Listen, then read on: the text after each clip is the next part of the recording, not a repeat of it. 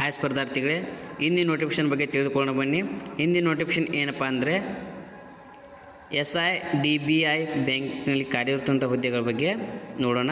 Engagement of chief information security officer CISO contract basis full time job ಇರುತ್ತೆ.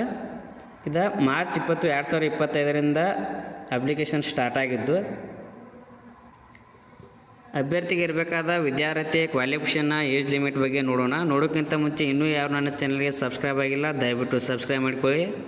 ಬನ್ನಿ ಹಾಗಾದರೆ ನೋಡೋಣ ಯಾವ ರೀತಿ ಕ್ವಾಲಿಫಿಕೇಷನ್ ಇರಬೇಕು.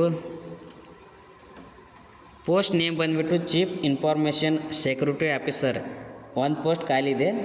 ಟೋಟಲ್ ವೇಕೆನ್ಸಿನ ಒಂದೇ ಪೋಸ್ಟ್. ಇದು ಜನರಲ್ ಕ್ಯಾಂಡಿಡೇಟ್ಗೆ ಅಪ್ಲೈ ಮಾಡ್ಬೋದು. ಉಳಿದ ಅಭ್ಯರ್ಥಿಗಳು ಹಾಕ್ಬೋದು. ಅದನ್ನು ಜನರಲ್ ಕೋಟಾದಲ್ಲಿ ತೆಗೆದುಕೊಳ್ಳಲಾಗುವುದು. ಇನ್ನು ಏಜ್ ಲಿಮಿಟ ನೋಡೋಣ. ಏಜ್ ಲಿಮಿಟ್ ಯಾವ ರೀತಿ ಇರಬೇಕಾ ಮತ್ತು ಕ್ವಾಲಿಫಿಕೇಷನ್ ಏನಾಗಿರ್ಬೇಕಾ. ಇನ್ನು ನೋಡಿರಿ, ಪೋಸ್ಟ್ ನೇಮ ನೋಡಿದ್ದೀವಿ ಆಗಳೇ. ಇದು ಟೈಪ್ ಆಫ್ ಪೋಸ್ಟ್ ಯಾವ ರೀತಿ ಇರುತ್ತಂದ್ರೆ ಕಾಂಟ್ರಾಕ್ಟಲ್ ಬೇಸ್, ಅಂದರೆ ಒಪ್ಪಂದದ ಮೇರೆಗೆ ಅಂತಾರಲ್ಲ ಅದೇ ರೀತಿ ಫುಲ್ ಟೈಮ್ ಬೇಸಿಸ್ ಇರುತ್ತೆ. ಮತ್ತು ಮುಂಬೈದಾಗ ಪೋಸ್ಟ್ ಇರ್ತದೆ ರೀ. ನಿಮ್ಮದು ಹುದ್ದೆ ಮುಂಬೈಯಲ್ಲಿ ಖಾಲಿ ಇರ್ತದೆ. ನೋಡಿರಿ, ನಾವು ಅಪ್ಲಿಕೇಶನ್ನ ಹಾಕಲು ಇರಬೇಕಾದ ಅರ್ಹತೆಗಳ ಬಗ್ಗೆ ನೋಡೋಣ. ಮೊದಲನೇದಾಗಿ ಏಜ್ ಲಿಮಿಟ್ ಎಷ್ಟಿರಬೇಕಂದ್ರೆ 35 ವರ್ಷದ ಮೇಲಿನ ಅಭ್ಯರ್ಥಿ ಮತ್ತು 55 ವರ್ಷದ ಕೆಳಗಿನ ಅಭ್ಯರ್ಥಿ ಮಾತ್ರ ಈ ಅಪ್ಲಿಕೇಶನನ್ನು ಹಾಕ್ಬೋದು. ಮತ್ತು ಎಜುಕೇಷನ್ ಕ್ವಾಲಿಫಿಕೇಷನ್ ಏನಾಗಿರ್ಬೇಕಂತ ನೋಡೋಣ. ಈಗ ನೋಡಿರಿ, ಕ್ವಾಲಿಫಿಕೇಷನ್ ಇಂಜಿನಿಯರಿಂಗ್ ಇನ್ ಗ್ರ್ಯಾಜುಯೇಟ್ ಆಗಿರಬೇಕು ಅಥವಾ ಪೋಸ್ಟ್ ಗ್ರ್ಯಾಜುಯೇಟ್ ಇನ್ related field such as computer science ಆಗಿರ್ಬೋದು, IT, ಎಲೆಕ್ಟ್ರಾನಿಕ್ಸ್ ಆ್ಯಂಡ್ ಕಮ್ಯುನಿಕೇಷನ್ಸ್ ಆಗಿರ್ಬೋದು, ಅಥವಾ ಸೈಬರ್ ಸೆಕ್ಯೂರಿಟಿ ರಿಲೇಟೆಡ್ ಫೀಲ್ಡ್ ಒಳಗೆ ಅಭ್ಯರ್ಥಿ ತನ್ನ ವಿದ್ಯಾರ್ಥಿಯನ್ನು ಮುಗಿಸಿರಬೇಕು. ಅಥವಾ MCA ಮಾಸ್ಟರ್ ಚಾರ್ಟೆಡ್ ಅಕೌಂಟೆಂಟ್ ಅಥವಾ equivalent qualification from recognised university ಒಳಗೆ ಅಪ್ಲಿಕೇಶನನ್ನು ಈಕ್ವಲೆಂಟ್ ಕ್ವಾಲಿಫಿಕೇಷನ್ ಫ್ರಾಮ್ ರಿಕಗ್ನೈಸ್ಡ್ ಯೂನಿವರ್ಸಿಟಿಯಲ್ಲಿ ಅಭ್ಯರ್ಥಿಯು ತನ್ನ ಕ್ವಾಲಿಫಿಕೇಷನನ್ನು ಮುಗಿಸಿರಬೇಕು. ಇನ್ನು ಎಕ್ಸ್ಪೀರಿಯೆನ್ಸ್ ನೋಡಿರಿ.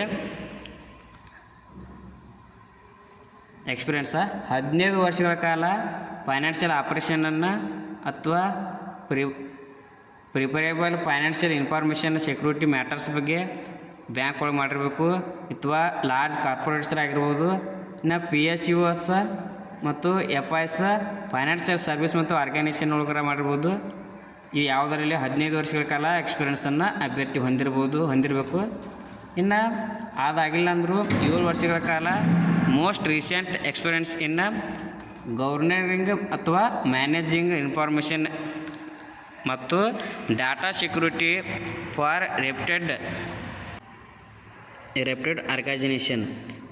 ಮತ್ತು ಇನ್ನು ಅಟ್ಲೀಸ್ಟ್ ಅದು ಇಲ್ಲ ಅಂದರೆ 8 ವರ್ಷಗಳ ಕಾಲ ರೀಸೆಂಟ್ ಎಕ್ಸ್ಪೀರಿಯೆನ್ಸ್ ಬ್ಯಾಂಕಿಂಗ್ ಅಥವಾ ಫೈನಾನ್ಸ್ ಡೊಮೈನ್ ಒಳಗೆ ಎಕ್ಸ್ಪೀರಿಯೆನ್ಸ್ ಅನುಭವವನ್ನು ಅಭ್ಯರ್ಥಿಯು ಹೊಂದಿರಬೇಕು ಇರ್ತದೆ.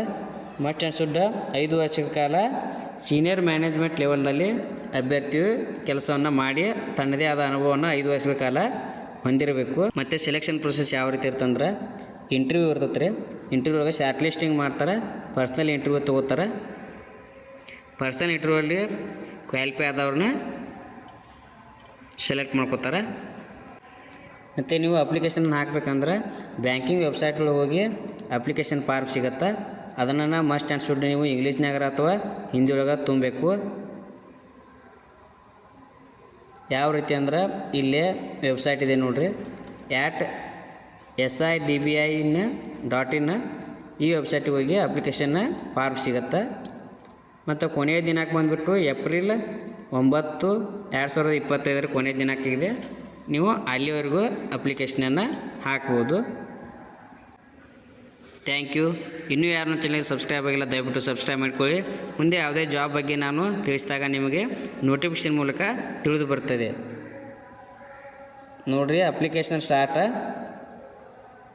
23, 2020 ಮಾರ್ಚ್ 20ರಿಂದ ಸ್ಟಾರ್ಟ್ ಆಗಿದ್ದು ಕೊನೆ ದಿನಾಂಕ 9 ಏಪ್ರಿಲ್ಗೆ ಎಂಡ್ ಆಗ್ತದೆ, ಅಲ್ಲಿವರೆಗೂ ನೀವು ಅಪ್ಲಿಕೇಶನನ್ನು ಹಾಕ್ಬೋದು. Thank you.